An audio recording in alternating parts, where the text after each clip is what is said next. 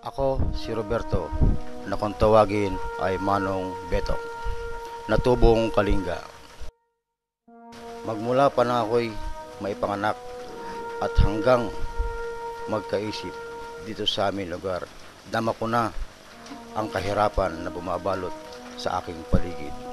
Wala ditong paaralan, kaya parang walang natatanaw na kinabukasan ang mga kabataang lumalaki sa pook na ito.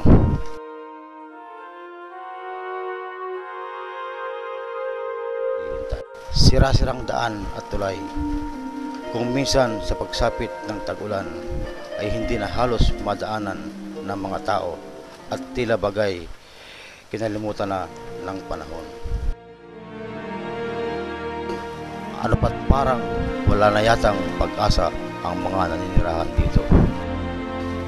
At sa pakiwari nila ay nalimot na sila ng tadhana at tuluyan ng naiwanan ng sibilisasyon.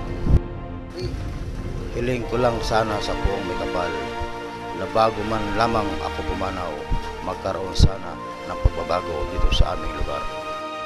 Na ang mga hirap na aking dinaranas sa ngayon ay hindi sana daranasin pa ng aking anak na si Pepay.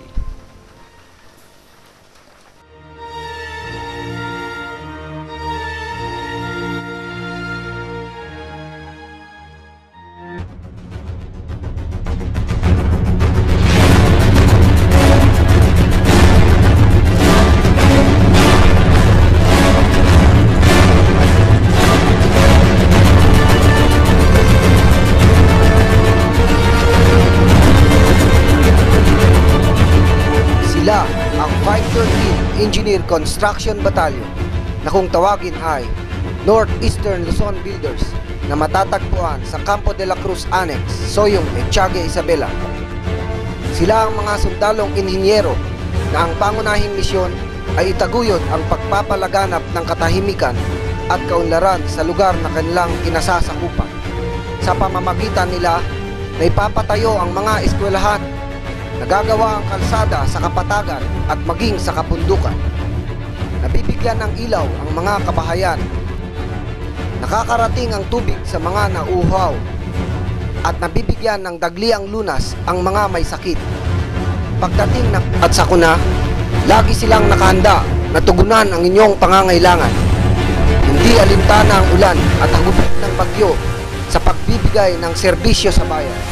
Handa silang sumuong sa anumang panganib at magbuwis ng buhay, masakit ka lamang. Yan ang inyong mga sundalo. Yan ang mga sundalong inhinyero. Maasahan sa oras ng pangailangan at kagipitan.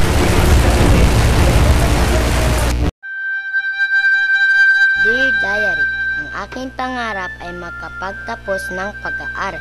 Si tatay kasi ay hindi man lang nakapagtapos ng elementary. Kaya kahit na malayo ang aking nilalakad ay tinitiis ko pa rin pumasok sa school na nasa kabilang baryo pa. Mabuti na lang at natapos na ang ipinapatayong eskwelahan dito sa amin. Sa susunod na pasukan, lilipat na ako. Hindi na uli ako maglalakad ng malayo. Para sa aking pinakamamahal na tatay, malapit ko nang matupad ang inyong pangarap.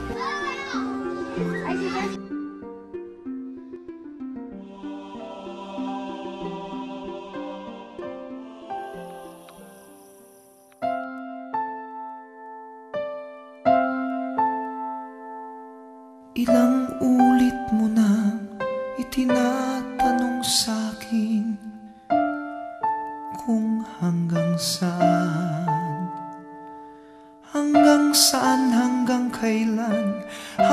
kailan magtatagal ang aking pagmamahal, hanggang may himig pa ako